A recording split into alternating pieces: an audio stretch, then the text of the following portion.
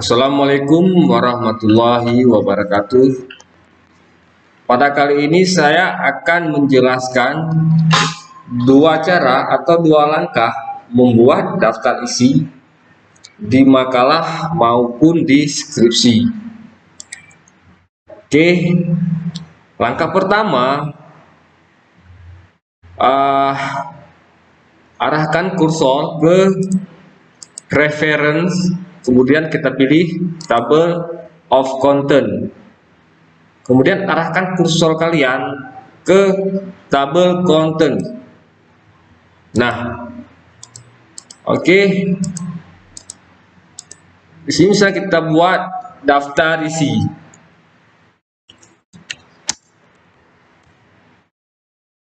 Ini posisinya kan masih rata kiri. Bagaimana cara membuat agar tulisan ini menjadi rata tengah? Kita bisa menggunakan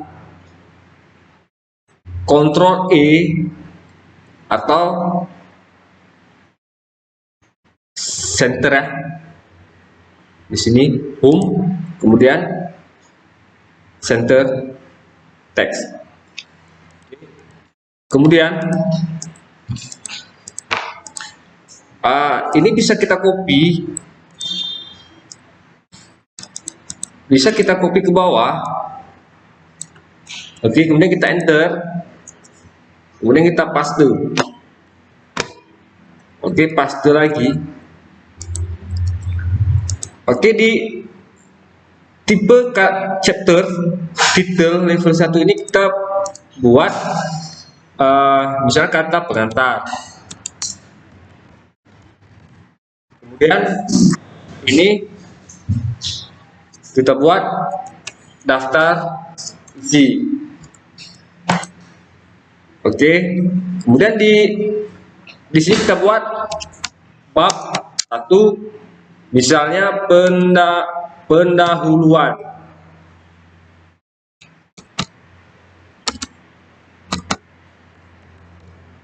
Oke, ini mark ini kita atur dulu. Oke.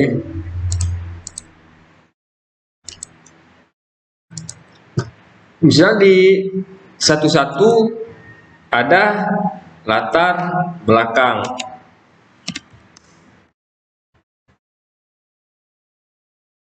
Oke, kemudian ini kita copy dulu, kemudian kita pastekan ke bawah, pastekan lagi.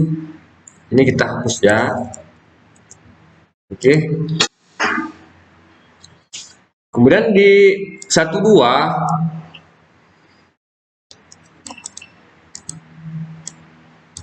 ada yang namanya rumusan masalah.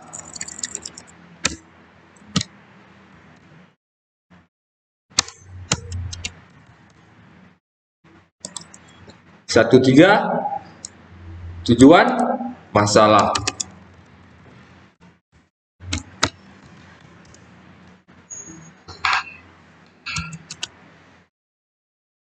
Oke, begitu juga di selanjutnya bisa ada bab 2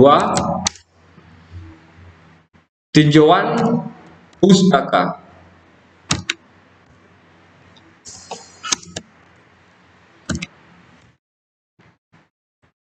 Oke, kata pengantar ini biasanya di skripsi ataupun di makalah ini numbernya I1 ya, I1. Kemudian daftar isinya I2. Oke, rumusan masalah ada di halaman 1 misalnya. Latar belakang ada di halaman 1, rumusan masalahnya ada di halaman 1 juga misalnya. Atau 1-3 ada di halaman 2 misalnya. Oke. Begitu juga di tinjauan pustaka, cara membuatnya sama seperti yang di bab 1. Kita bisa mengcopy pastekan apa tipe chapter ya, sangatlah mudah. Oke, kemudian langkah kedua, kita buka dulu halaman barunya, Ctrl N. Nah, bisa saya buat daftar isi juga ya. Oke, daftar isi. Kemudian kita enter, kita buat dulu rata kiri. Oke, ini kita tebalin dulu, Ctrl B untuk menebalkan fontnya. Nah, kemudian di halaman I1 ada kata pengantar. Oke, kemudian bagaimana cara membuat titik-titik ini? Nah, oke, kita buat dulu pembatas di rollnya. Oke, misalnya kita klik sekali di sini, bisa jarak antara kata pengantar ke halaman bisa kita buat di 15 cm ya. Oke. Oke, kemudian kita buat lagi pembatasnya antara 15 ini sama space ke halaman number. Oke, kita buat dulu, klik sekali lagi. Oke, kemudian oke. Nah, di sini waktu kita tap belum bisa terbentuknya titik-titik ya. Oke, kemudian kita hapus, kita Ctrl Z dulu, kemudian kita klik 2 kali di tanda pembatas pertama ya. Oke, klik 2 kali di sini, kemudian kita pilih nomor 2 nih ya, kemudian kita pilih center, kemudian kita oke. Nah, sekarang coba kita tap. Oke, maka dia akan terbentuk sebuah titik-titik, dan kemudian kita tap lagi. Ini buat space antara jarak kata pengantar ke penambaran. Misalnya kita buat I1. Oke, kemudian kita enter lagi ya. Nah, daftar isi, kita tap lagi. Ini ada di halaman I2 ya. Kemudian kita mulai dengan bab 1, pendahuluan. Oke, kita tap lagi. Ini number halaman 1. Oke, kemudian di bab satunya ada yang namanya latar belakang, rumusan masalah, dan tujuan masalah. Oke, kita buat numbering dulu. Misalnya di sebuah skripsi ataupun makalah itu di bab 1 pendahuluan ada yang namanya, berarti 1 itu adalah latar belakangnya.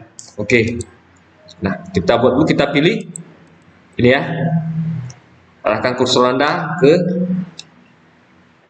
sini ya. Kemudian kita pilih ini, atau kita pilih yang ini ya. Oke, kemudian kita buatnya satu-satu. Oke, kemudian kita tulis latar belakang. Kemudian kita tap. Ini ada di halaman 1 misalnya. Oke, kemudian kita enter lagi. Adalah rumusan masalah. Oke, kita tap lagi halaman, misalnya halaman 2. Oke, kita enter lagi. Ada tujuan masalahnya ya.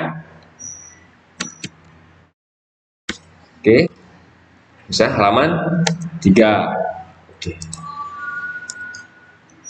Nah, latar belakang rumusan masalah dan tujuan masalah kita buat spasinya dulu antara di sini ya, pembatasnya. Oke. Space-nya. Oke. Nah, dengan menggerakkan ini ya. Kemudian kita enter. Kita buat lagi bab 2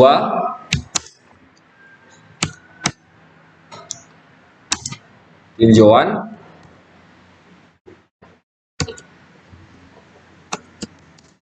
pustaka. Yang ada di halaman 4. Nah, terus kita buat number. Oke. Misalnya ini 21.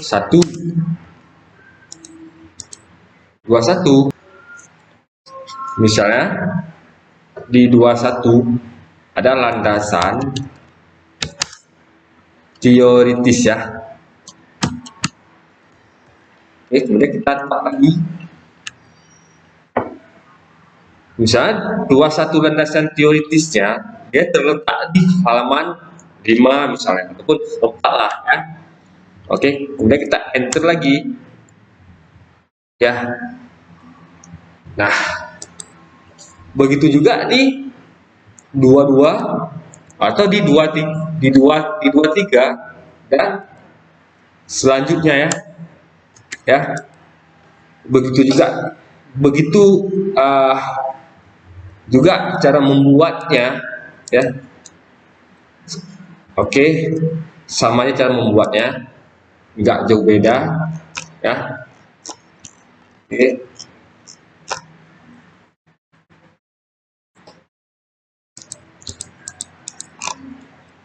Segitu saja dari saya cara membuat daftar isi. Assalamualaikum warahmatullahi wabarakatuh.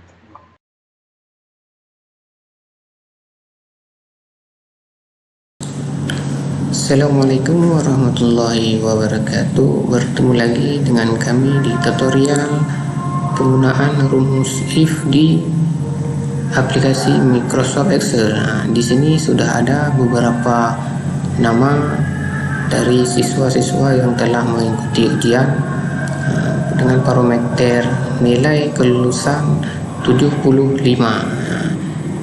Caranya untuk kita mengetahui bagaimana lulus tidak lulusnya siswa yang telah mengikuti ujian dengan menggunakan rumus if. Caranya kita memberikan tanda sama dengan if, lalu kurung buka. Nah, di sini ada logika atau tag. Nah, di sini maksud daripada logika nilai yang sudah kita berikan kepada siswa. Kita klik di nilai itu berada di kolom C. Nah, selanjutnya kita beri tanda lebih kurang.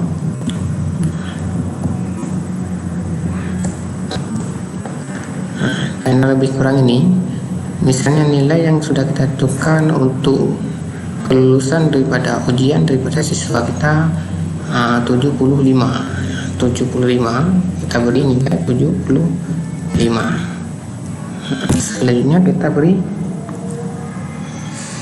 tanda pemisah titik koma. Kalau misalnya di aplikasi Microsoft dari kawan-kawan menggunakan rumus tanda pemisah koma bisa saja karena lain pada Microsoft ini tanda pemisah itu.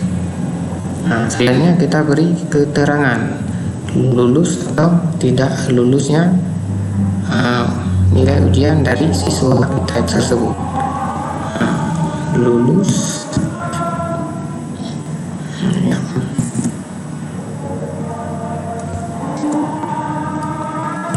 Lulus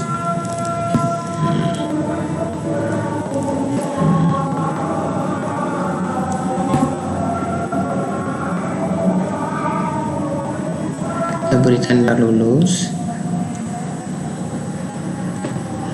Ya, kita beri tanda pemisah kembali. Selanjutnya tanda petik.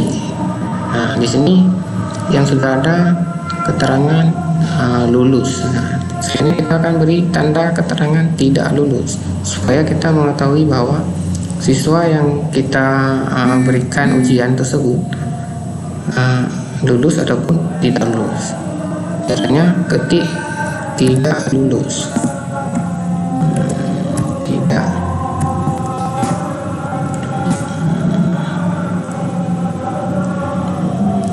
lulus.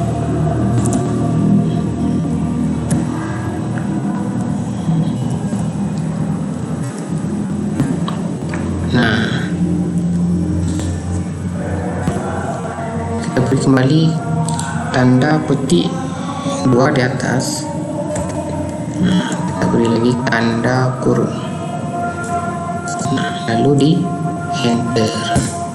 Nah, di sini sudah kita ketahui hasil daripada nilai siswa kita yang ada di tabel yang sudah ada. Nah, untuk kita ketahui nilai daripada siswa yang lain, kita tinggal membawa kursor dan klik di bagian lulus siswa yang pertama. Tinggal kita klik, kita tarik sampai ke bawah. Kita lepas. Nah, di sini sudah kita ketahui bahwa siswa mana yang lulus ataupun tidak lulus dalam mengikuti ujian yang kita berikan. Oke, ini adalah cara bagaimana kita mengetahui bagaimana cara lulus atau tidak lulusnya siswa yang sudah mengikuti ujian. Oke, sekian, terima kasih. Ketemu lagi di tutorial selanjutnya.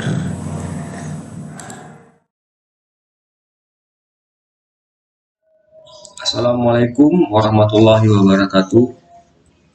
Pada kesempatan ini saya akan menjelaskan bagaimana cara membuat sebuah undangan digital menggunakan Microsoft PowerPoint. Oke, pertama kita buka dulu Microsoft PowerPoint ya. Oke, tampilannya seperti ini. Kita buat dulu slide barunya. Kita bisa menggunakan slide blank ya. Oke, kita pilih news slide. Oke, kemudian kita klik blank. Oke, yang slide satu ini kita hapus ya, kita hapus saja. Oke. Kemudian di sini saya sudah siapkan sebuah template untuk membuat undangan digital. Kita pilih dulu insert, kemudian kita pilih picture. Oke, di sini saya menyimpan template undangannya di D. Kemudian saya pilih misalnya ini ya, template undangannya. Kemudian klik insert. Oke, kita sesuaikan saja.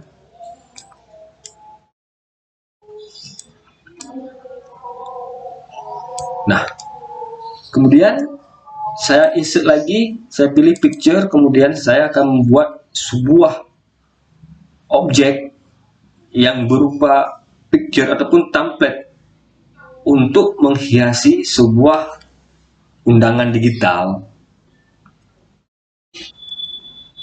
Misal saya tak buat template sudut.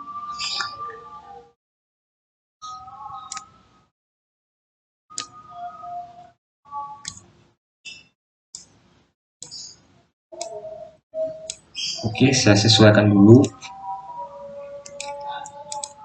Kemudian saya rotatekan.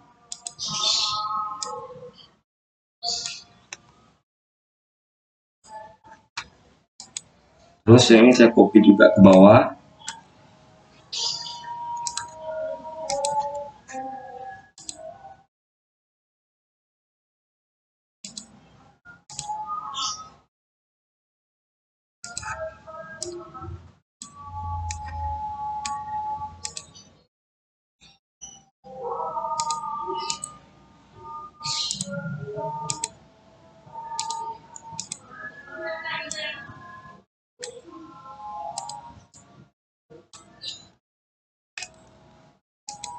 Nah, kemudian saya kasih efek.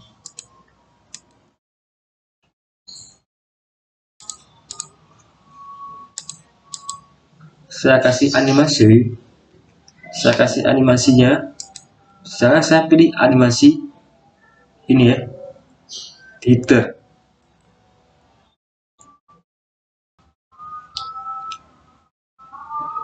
Coba kita play dulu. Maka bunganya akan bergerak.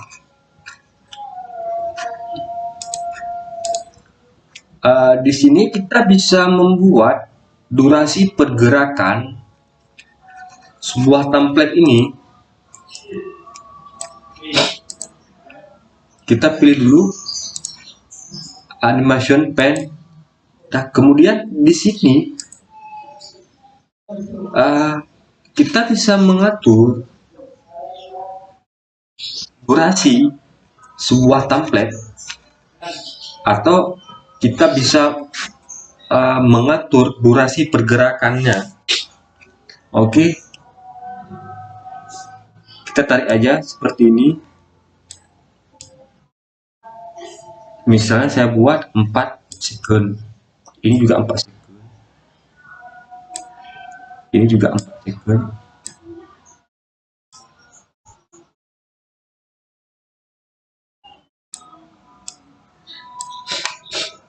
Nah, kemudian kita pilih, kita klik kanan, start with preview. Nah,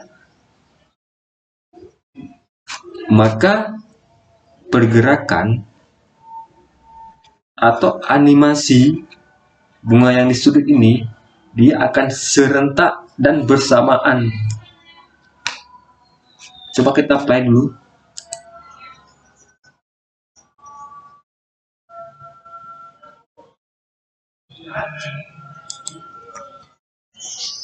Begitu juga yang di tengah-tengah ini. Kita kasih efek dulu, bisa efek ini. Oke. Nah, coba kita play.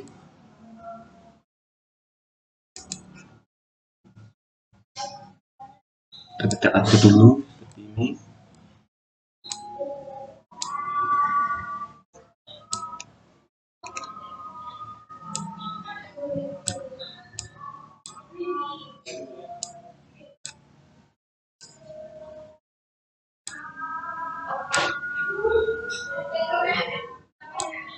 Oke.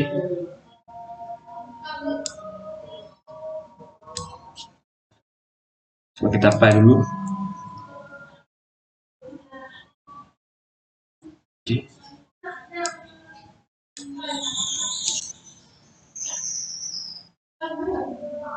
Oke.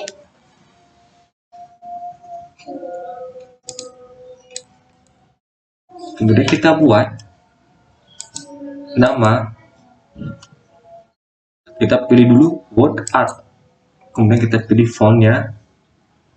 Ini adalah gaya fontnya ya. Ini gaya fontnya. Saya pilih fontnya.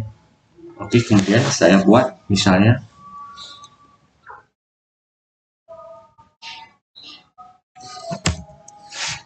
Ari. Kemudian saya copy.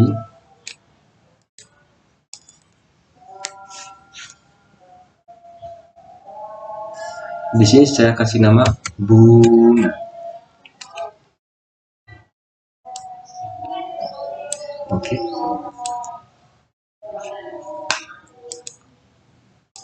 Kita sesuaikan dulu. Kemudian saya copy satu lagi, saya buat saya dan Ari dan Bunga.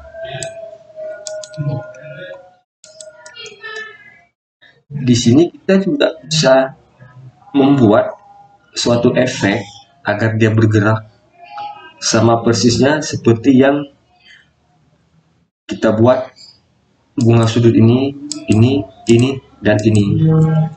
Sama seperti ini cara membuat efeknya. Oke. Kemudian kita ekspor, klik fill, kemudian save send. Kemudian pilih create a video.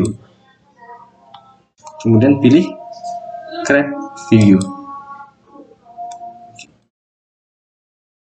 Kita save di mana saja. Ya udah. Begitu juga cara membuat di slide kedua, sama seperti cara kita membuat di slide pertama. Oke, sampai di sini dulu tutorial dari saya. Sampai ketemu di tutorial selanjutnya. Oke, terima kasih.